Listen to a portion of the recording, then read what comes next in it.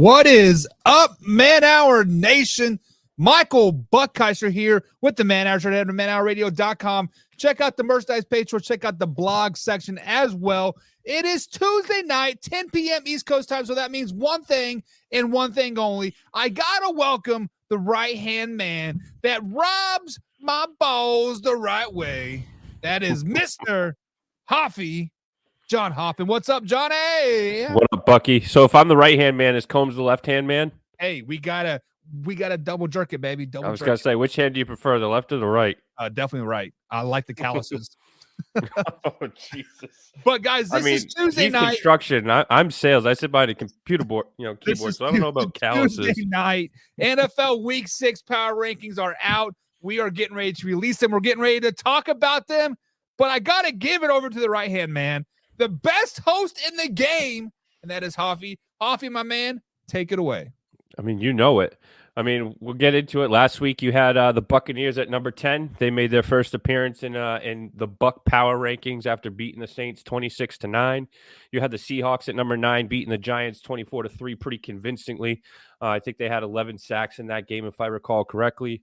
You had the Lions. They bounced down one spot after beating the Packers 34-20. I think you were just a little butthurt because we all know you love the Packers. We had the Cowboys, as well, moving down one after beating the Patriots 38-3. The offense had absolutely nothing to do with that win. We will completely give the credit to their defense on that one. The Dolphins lost to the Bills in Week 4, 48-20. So they dropped down from the 2 spot to the 6. You had the Chiefs. They went down one spot after just scraping by a W against the Jets, 23-20. You had the Ravens in the at the 4 spot. They appeared for the first time after being removed from Week 3 when losing to they beat the Browns in Week 4, and that's how they got back into the power rankings. You had Bills move up 3 after their Super Bowl win in Week 4 there against the Arthur Brown Miami Dolphins. The Eagles, they moved up from 3 to 2 after beating the Commanders, and you had the 49ers beating the Cardinals and moving up from the 2 spot to the 1 spot. So that being said, we will get into the Week 6 power rankings. I don't know if XD Gamer's here. Yes, so we do have the comments already flowing in, and he says right off the bat, Duval, Jags top 5. Right off the bat, Jaguars top 5. And then he asks, who made the list? I made the list. So Buck did make that list. So this is Buck's power rankings on this. But I feel, Hoffy, right off the bat, we are going to get a nice full thickness Chubb. Oh yeah, we're gonna. I mean, I don't know. We're just gonna kill the suspense right now. At number 10, we have the Duval County Jacksonville Jaguars at number 10. The Jaguars, they may have found a new home across the pond, finishing 2-0 over there in England. They have the 5th ranked rush defense, but they are 26th in pass defense. And Josh Allen definitely exploited that this past weekend. They did hold the 3rd ranked scoring offense to only 20 points. So bravo on that end to you and your Jaguars XD Gamer. ETN had 26 touches, 136 yards, averaging 5.23 per carry. Trevor Lawrence had himself a solid game as well, 25 of 37, 315 yards, 1 touchdown. I think, XD Gamer might have a half Chubb right now, but we'll see if we can't add to that. I do have Trevor Lawrence climbing into my top 10 for quarterbacks this season. Unlike you, though, XD Gamer, I am a realist. I have not given him the number 1 spot. He is at my number 10 spot. But at number 10, Buck, you have Duval County, Jacksonville Jaguars. Yeah, so full disclosure, full transparency, guys, I have created a algorithm for these power rankings. So every Tuesday morning, right, I enter in teams into the algorithm, right? It is a win, loss, strength of schedule, points scored, points given up, etc. But there are some times when you have to do the eye test as well. And when I did punch the Jacksonville Jaguars into the algorithm, Hoffy, they were not a top 10 team. They were sitting about number 12 or number 13 in the algorithm standpoint there. So I did move them up to number 10 because they did beat a very, very good Buffalo Bills team last week over the pond, right? But with that being said, the Buffalo Bills were jet lagged. They were tired. They were sluggish. But at the same time, watching Trevor Lawrence in that game, doing the live reaction to that game that I did, Trevor Lawrence hasn't really played bad all season, but he hasn't really gotten off that hot start that we've all expected. He does only have 5 touchdowns, despite the Jacksonville Jaguars adding Calvin Ridley to the receiver core late last season. Right now, they did hold the Buffalo Bills to 20 points, right? And on the flip side of that, Trevor Lawrence does rank in yardage last week behind CJ Stroud, Jordan Love, Sam Howell, and Josh Dobbs among fantasy quarterbacks. So I do have the Jaguars sitting at number 10 right now at 3-2. I slid them up there because it was a good win. And I think if they do continue on this trend, they possibly could be battling for the AFC South crown. I mean, I agree with you. I think that a number 10 spot is warranted to the Jaguars. I don't know that you could put them higher. Maybe you could flip them with your number 9 in the Tampa Bay Buccaneers. But I can't fathom that. I know XD Gamer thinks that the Jaguars are the best team in Florida, but I think we have to look at 2 other teams that will be on this list still being ahead of those Jaguars. The Buccaneers are coming off of their bye week. They have been impressive this year. I mean, they only have 1 loss. That's the 5-0 Eagles. They have a top 10 rush defense. They're only giving up 17 points a game while scoring 20. They're second in takeaways, only behind the 49ers. They have 10 takeaways, only 3 giveaways. Baker Mayfield has been exactly what you want from a game manager, which is what Baker Mayfield is. He's thrown 7 touchdowns, only 2 interceptions. But my question to you is can Baker Mayfield sustain this kind of success that he's had by not turning the ball over? So I think he can, and I think he will. But this is what's so great about the Tampa Bay Buccaneers is they don't have to. Baker Mayfield doesn't have to throw for 300 plus yards a game. Obviously, he needs to limit the turnovers, right? And they need a nickel and dime it down the field still. But the biggest surprise of the Tampa Bay Buccaneers so far this season has been their defense, Hoffy. They are averaging 3 sacks a game. That is 8th in the NFL right now, and they're only giving up 17 points per game. Also, on the flip side of that, the reason why they are even up there is their red zone defense. They are only allowing a score 27% of the time when the opposing team gets into the red zone. That is why the Tampa Bay Buccaneers are sitting at number 9. That is why they're better than the Jacksonville Jaguars. And hell, I even wanted to move them up even more, but it is hard to move a team up when they don't have a game the previous week. So they're number 9 right there, solid still. The Buccaneers are a very, very, very good team.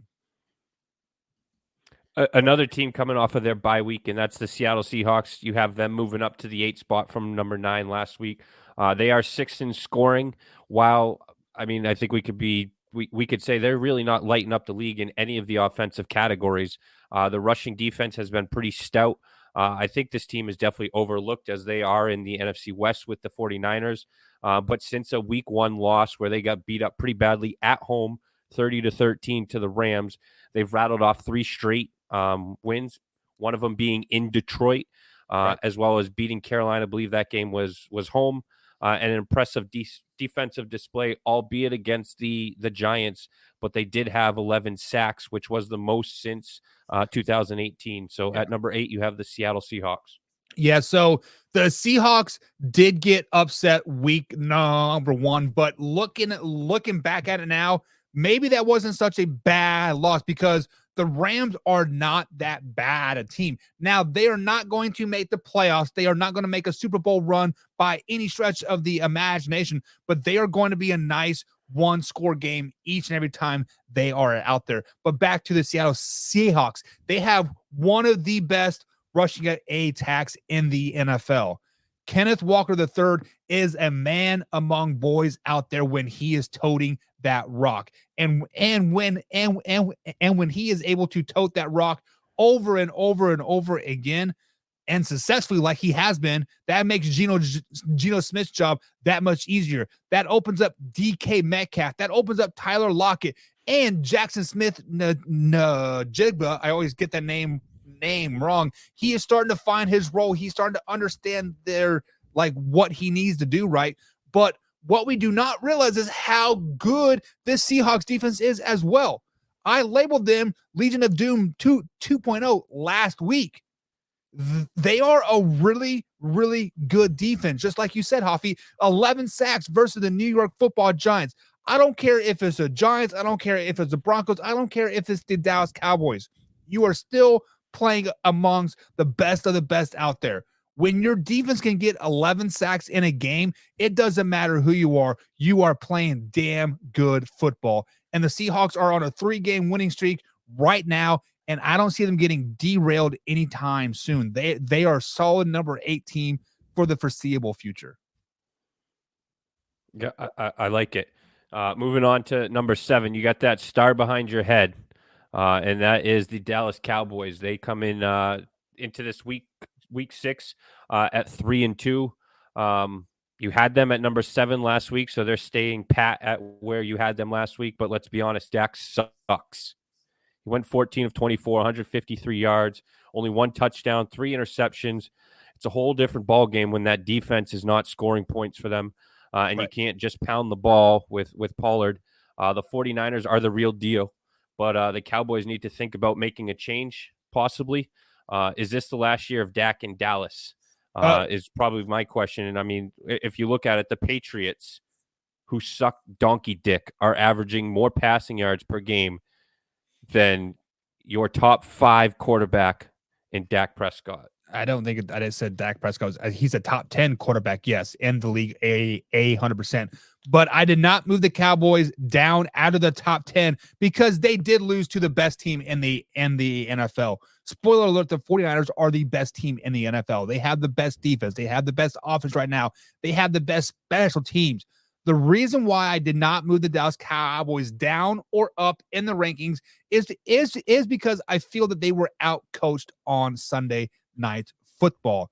They did not rush the ball like they have been. I believe in the first half, Tony Pollard had about 6 or 7 touches, and he only had 20 yards, 30 yards tops. And it just the Cowboys looked shell shocked, almost. And Mike McCarthy was kind of like, oh, what do I do with my hands, right? But with that being said, the Dallas Cowboys do have the hardest schedule moving forward. The Dallas Cowboys will be the most battle-tested team in the NFL. And the reason why I did not move them up or move them down is the simple fact is I still think they're better than 25 other teams in the NFL. They might be 3-2 on the season. They may have lost to 2 NFC West teams, but the fact of the matter is they're still a really, really good team, and they're still learning the West Coast offense still. I do agree. I do think McCarthy looked lost from the get-go on that. I mean, they did not look like a team that was prepared for Sunday Night Football, as if the lights were too bright. I don't recall Dak's actual record against the 49ers, but it's not good. He's 0-4 in the last 2 years, right? So yeah. I mean, so Jonas Howard is in the chat, and he says, when the Chargers beat the Cowboys, will they fall out of the top 10? If the Chargers beat the Dallas Cowboys, I can almost guarantee they will fall out of the top 10 at that particular point. Yes. Number 6, you have the Buffalo Bills. They moved down from the number 3 spot after their Week 4 Super Bowl win against the Dolphins. Their 4th-ranked offense struggled to score. Josh Allen did go 27 of 40 for 359 yards, 2 touchdowns, and interception.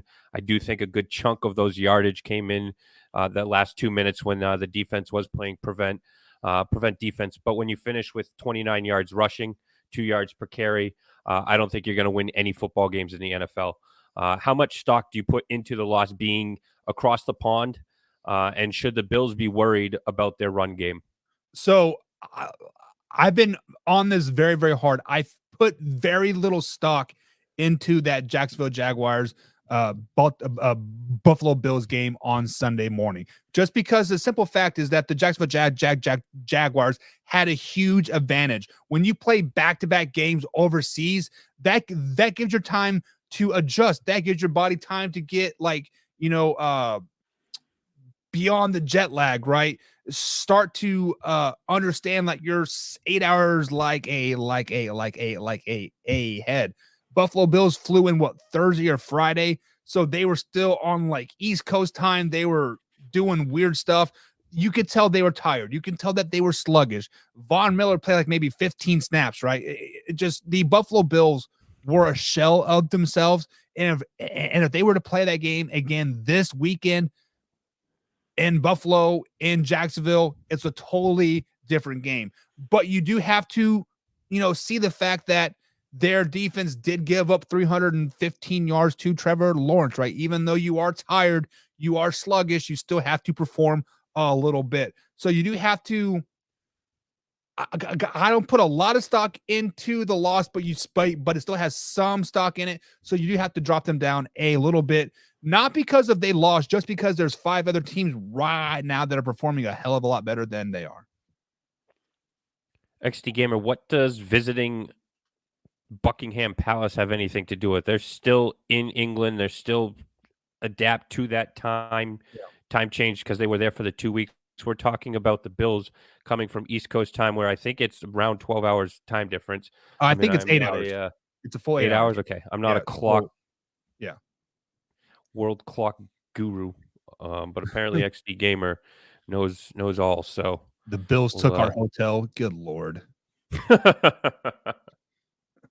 At number 5, you have the 4-1 Kansas City Chiefs, which is exactly where you had them last week. Patrick Mahomes, with his win against the Vikings, did become the youngest player to record wins versus all 31 opposing teams. He finished 31 of 41, 281 yards, 2 touchdowns. The offensive run game did struggle. They only averaged 3.19 yards per carry after last week, where I think it seemed like they were kind of getting back on track. They have the 7th-ranked offense, the 9th-ranked defense. As you said, week over week, this team is going to continue to gel, and it seems that they have done that, which they've done every year in this Mahomes dynasty, we'll call it. But, right. I think this is going to be a tough out come January and February in the playoffs. Yeah, so the Kansas City Chiefs are kind of in the dog days of like summer, right? They are playing a part of their schedule that's not very tough. They played the Vikings, not a very good team.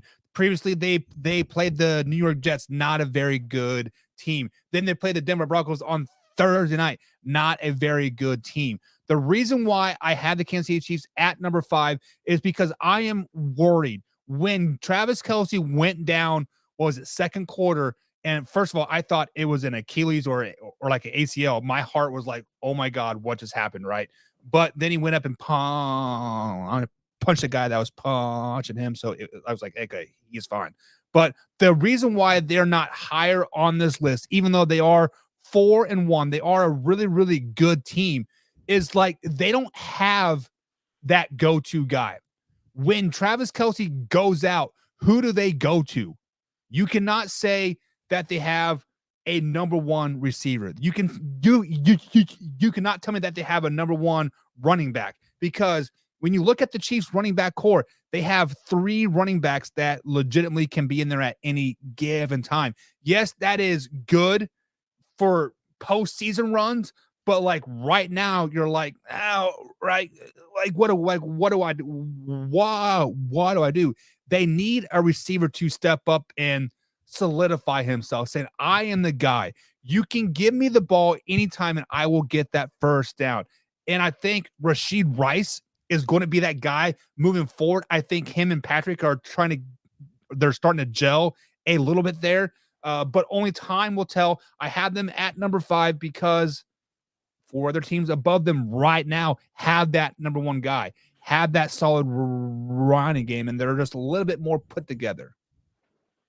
Do you agree with the comment down at the bottom? I mean, I don't put any stock into Eric Bieniemy. I don't think he was calling the plays. I really don't think that he gets much credit. Isn't owed much credit in that Kansas City Chiefs offense. I think a lot of it does have to go to Andy Reid outside of his clock management blunders. But your thoughts on that?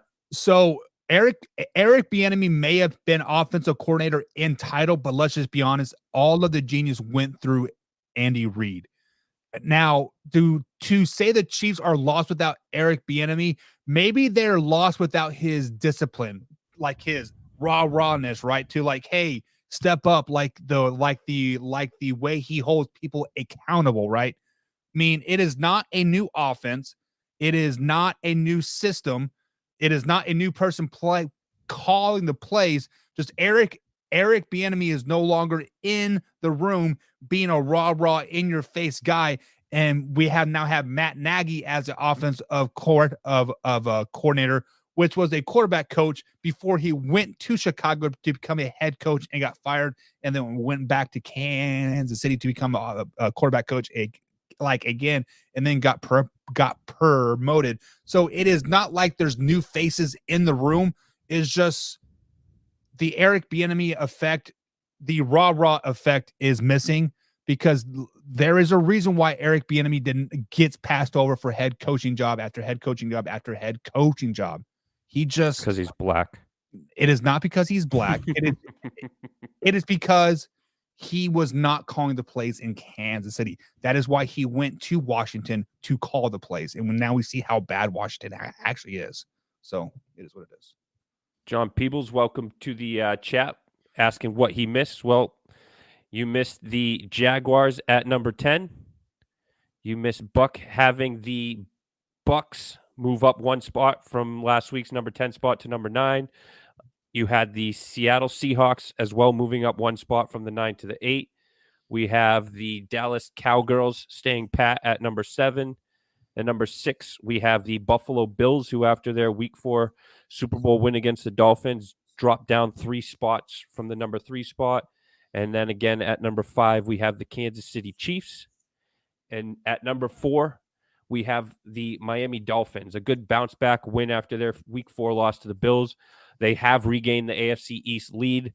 The number 1 ranked offense continued to be just that. Tua finished 22 of 30, 308 yards, 2 touchdowns, 2 interceptions that I think were pretty bad. I think he'll need to clean this up, especially if they're going to be successful this year.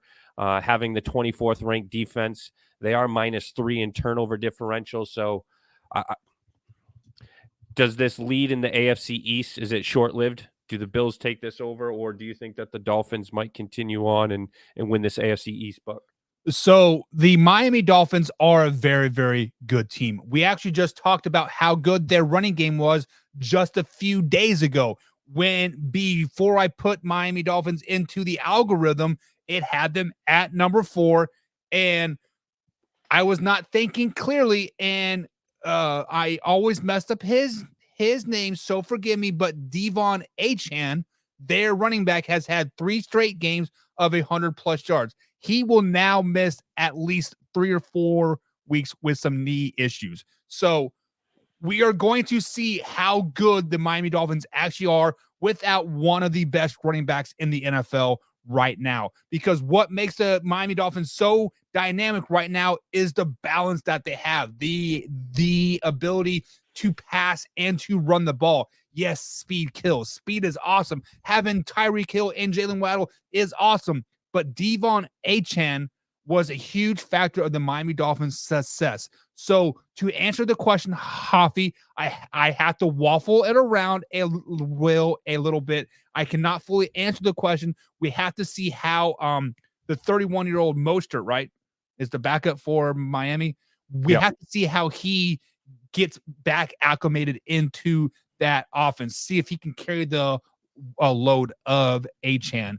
But I feel the Miami Dolphins right now, it is their division to lose, because when the Buffalo Bills come down to Miami in December, I think I want to say it's the Week 17 game.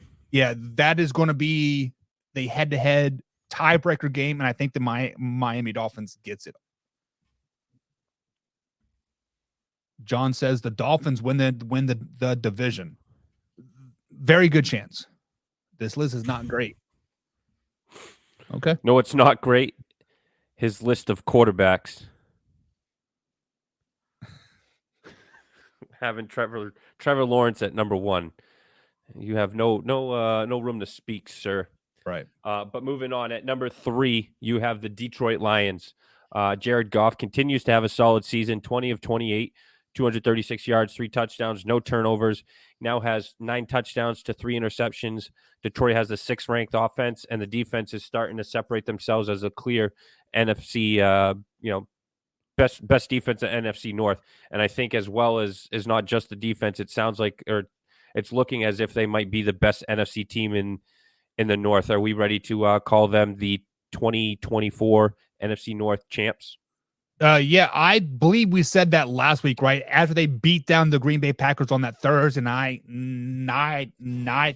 game, I feel like we definitely saw the passing of the torch that the Detroit Lions are going to win a lot of football games this season. And I believe it was last Friday show or Monday show, Jay Gillian came in and said the San Francisco 49ers and the Detroit Lions are the same team.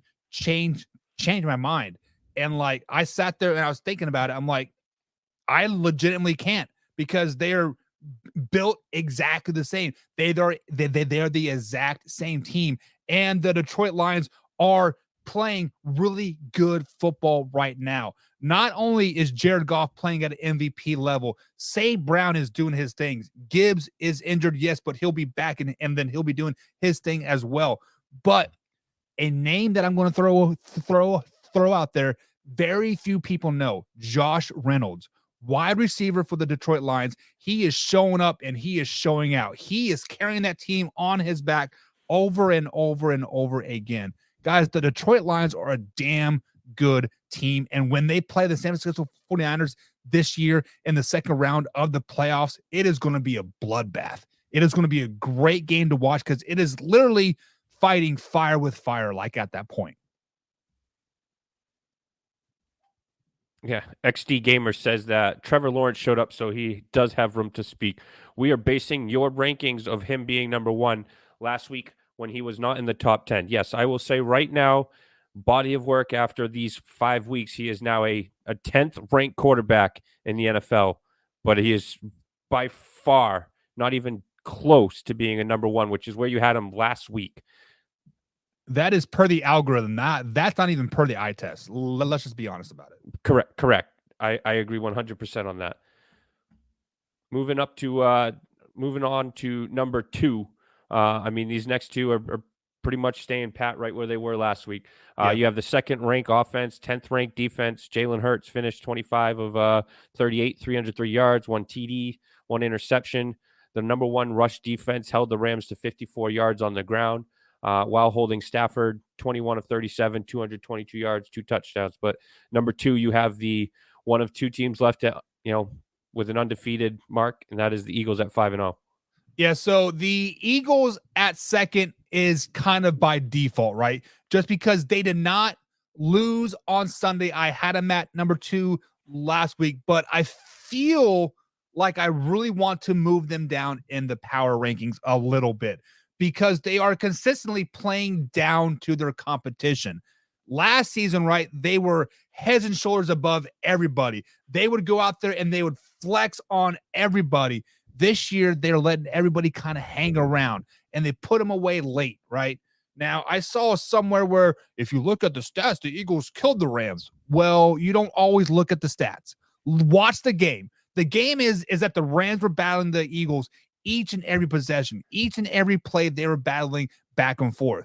This is concerning for the Philadelphia Eagles, because when you consistently play down to your competition, when you play a team like the Giants, they play them twice coming up. When you play the Commanders, when you play them twice coming up, you might get shocked. You might get smacked in the face by a division opponent because you want to play down to their level.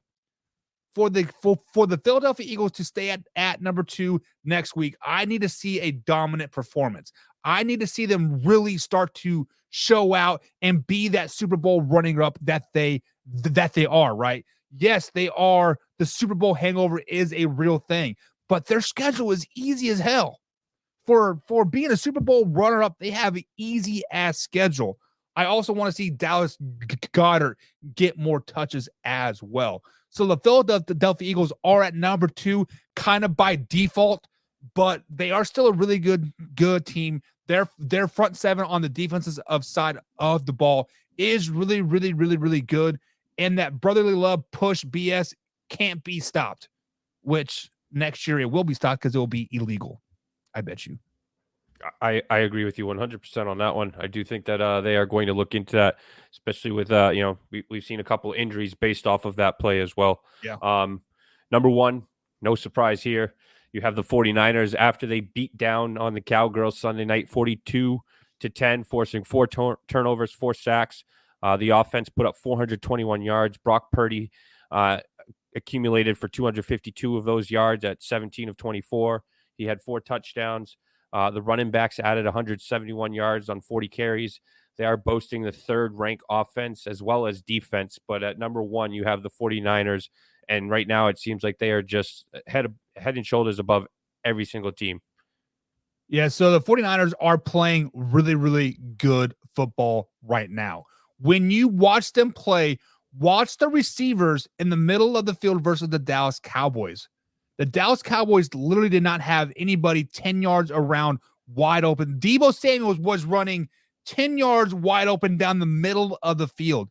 It wasn't like he broke a long play. Wasn't like he ran a killer route. He ran a slant route, was wide open 10 yards that are like a little wide open field. The San Francisco 49ers are playing really, really good defense, really, really good offense, and Brock Purdy is playing exactly his role for the 49ers. He is a game managing quarterback, hitting the wide open receivers, handing the ball to CMC and not making mistakes. That's exactly what the 49ers need to do. And right now, when you look at it, the only team that can beat the San Francisco 49ers are the San Francisco 49ers themselves. They are that team. They are that good. Right now, it is the 49ers at number 1, and then it is everybody else. Like, they are in a class by themselves right now. XD Gamer has finally, for the first time, probably, I think that as far as I'm aware of, finally spoke some actual true sense here in the fact that he's got Trevor Lawrence realistically ranked number 9th. And Jason Crawford has us as Lawrence haters. I don't think he realizes that I'm a Clemson fan, and I'm just being a realist. I'm not a hater. Right. So Jim popped up in the chat here, and he said Philly will lose as bad as Dallas just did head-to-head versus the 49ers. I would agree with you right now. Right now, the 49ers are heads and shoulders above everybody. The 49ers are the Philadelphia Eagles of last season, right? Kind of caught everybody by off guard, I guess you can say. But yes, I think head-to-head right now, the 49ers would probably beat the Eagles by at least 28 points. They're a really good team. Speaking of Jay, right there's Jay. He said number 3 for the Lions. That's what's up. Let's go. Yeah, he came in late, so I had to update him.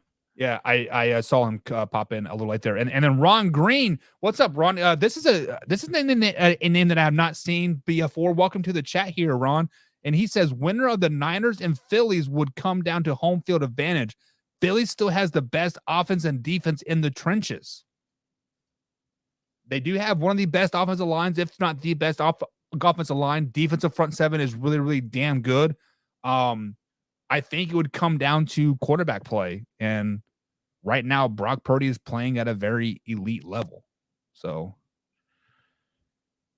you have any thoughts on that, Hoffy? No, I was actually just looking at this here, and we can't hate on the Jags defense. They're ranked number 20th. Yeah. They're not. What the hell are you smoking? They're not a very good defense. 28 on that bet.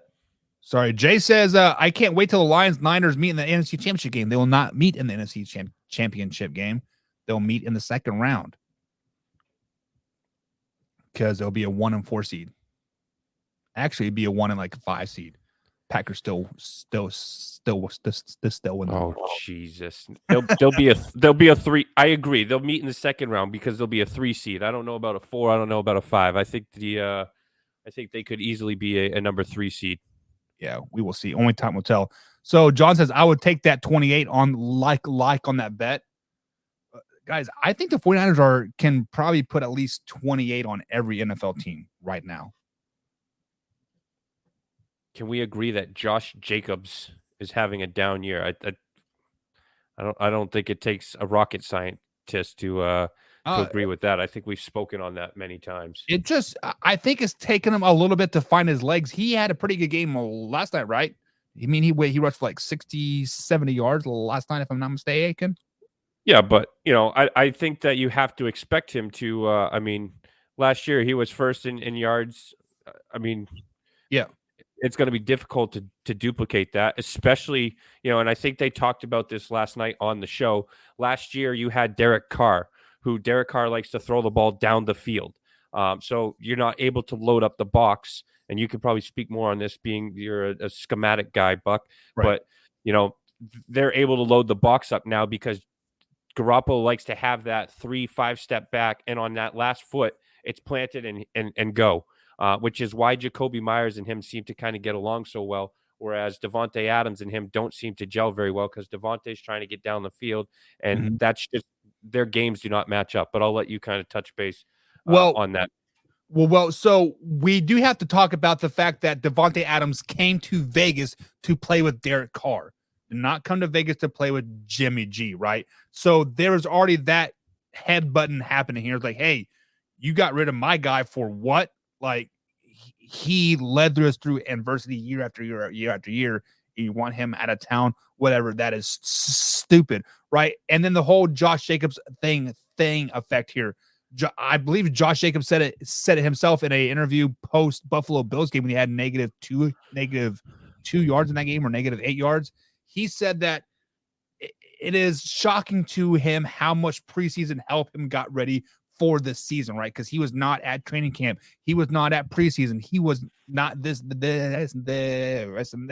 Now, last night, third quarter, fourth quarter, he started to squirt through the gaps a little bit, kind of started to run a little bit harder. And Jim says the line's not blocking for Jacobs. Well, it is hard to block for a guy when he was not there all training camp. He's kind of like smack you in the face, like, hey, I'm better than you are. So at some point, the Raiders are going to all come together. It's probably going to come together like pretty soon here. That's a big win over the Packers. Let's just be honest.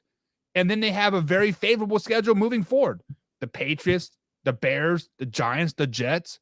I mean, they could go 4-1 in their next 5. I mean, their only loss be coming to the Detroit Lions on Monday Night Football on Halloween, right? So the Giants or the Raiders can come together really, really well here, and Josh Jacobs can start being a very good guy.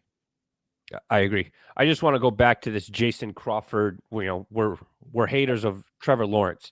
I mean, if we're going off of completions, incompletions, touchdowns, interceptions, and yards per game, I mean, I'm not hating when I say that Patrick Mahomes is better than him.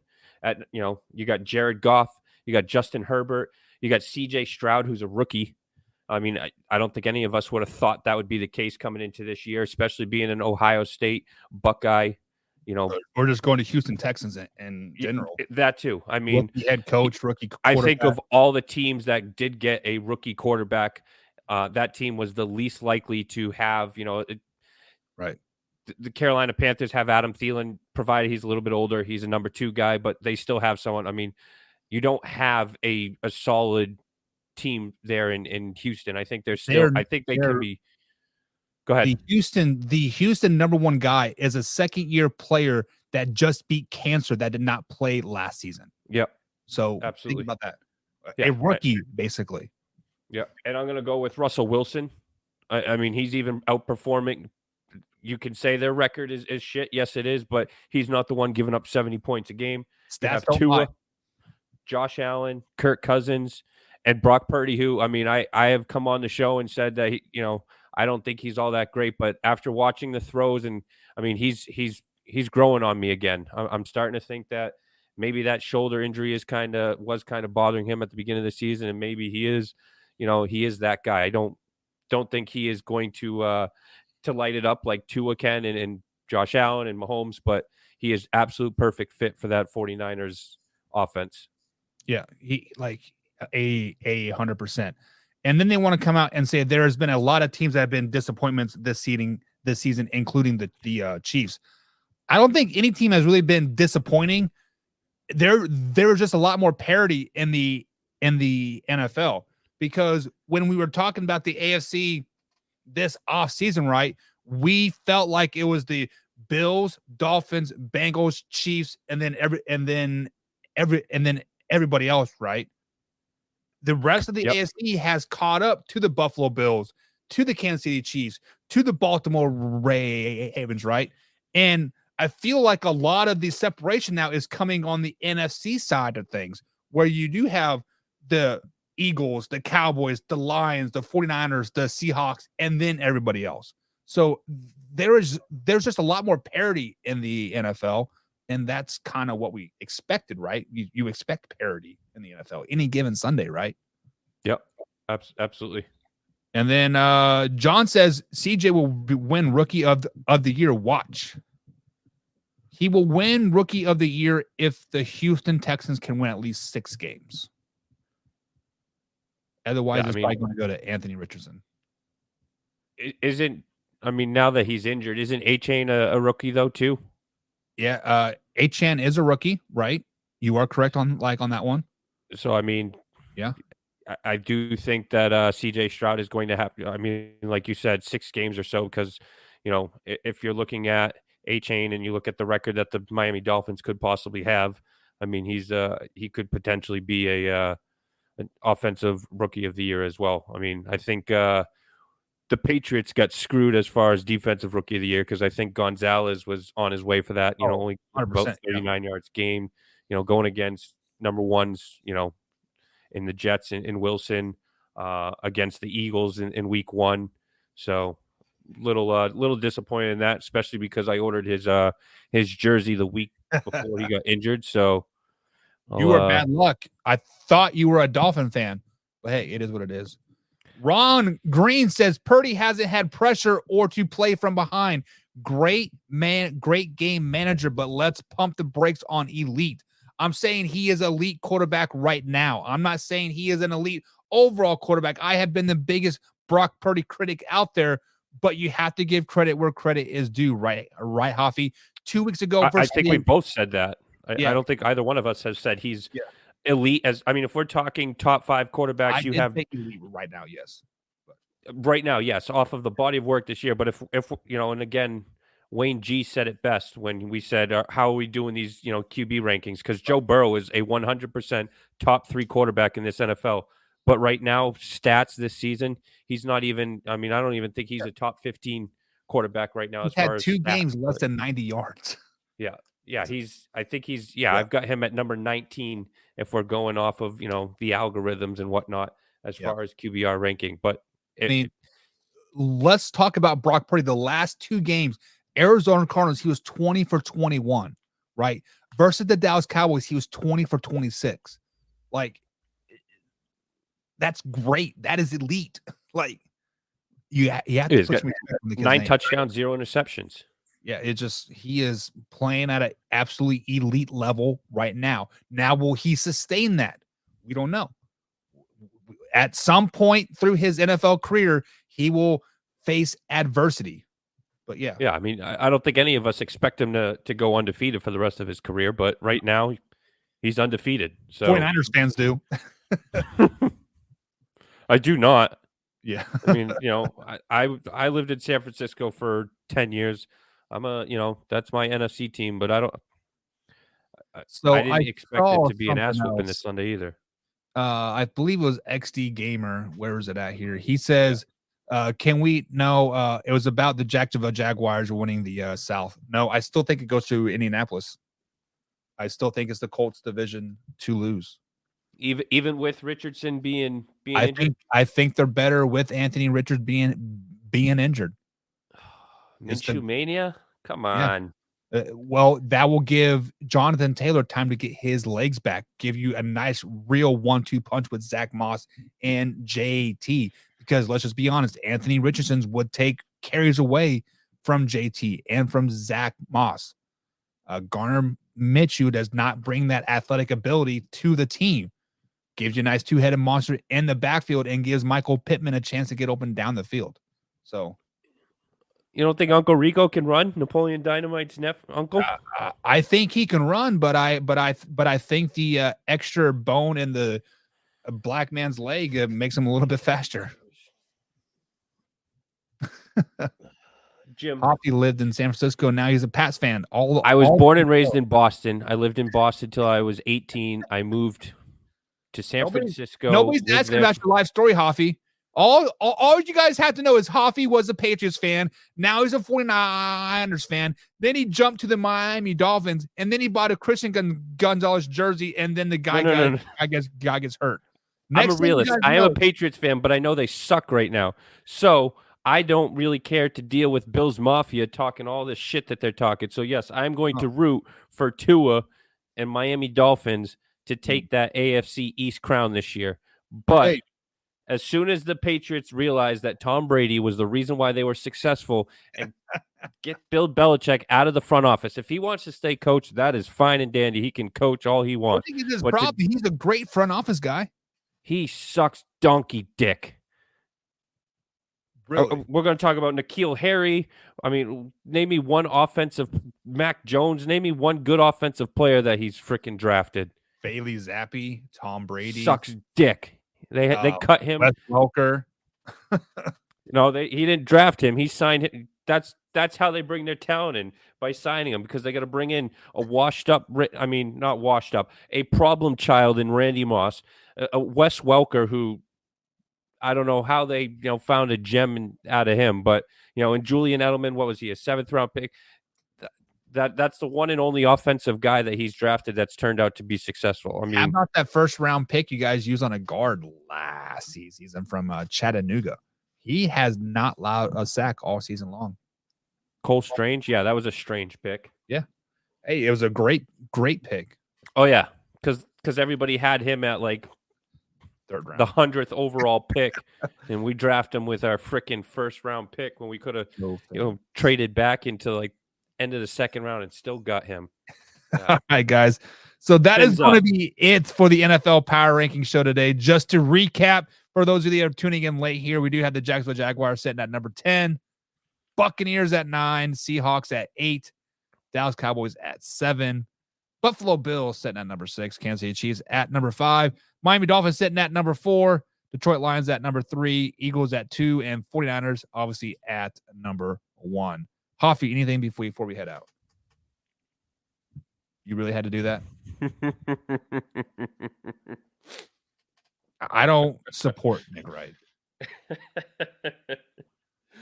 Man, our nation, rise up.